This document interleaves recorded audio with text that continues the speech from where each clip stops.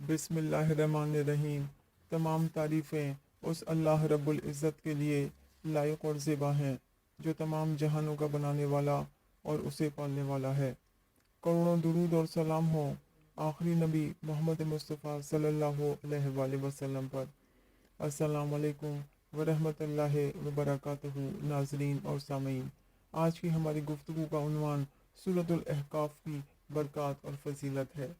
ये सूरत कुरान पाक के 26वें पारे में है।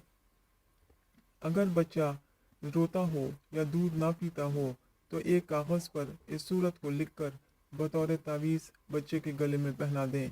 इंशाअल्लाह ताला बच्चा रोना छोड़ देगा।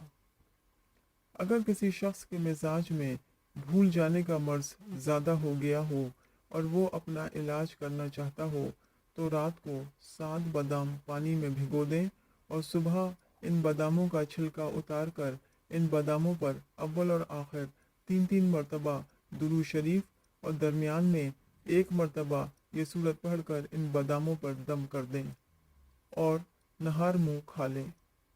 अमल की मुद्दत 21 दिन है। इंशाअल्लाह ताला 21 दिन के अंदर अंदर भूल जाने का मर्ज ख़त्म होकर हाफ़ज़ा तेज़ हो जाएगा।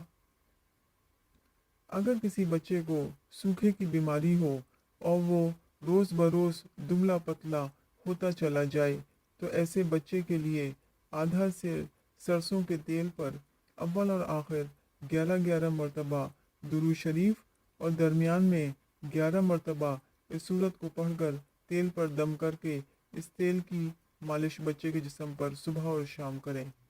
अमल की मुद्दत 11 दिन है।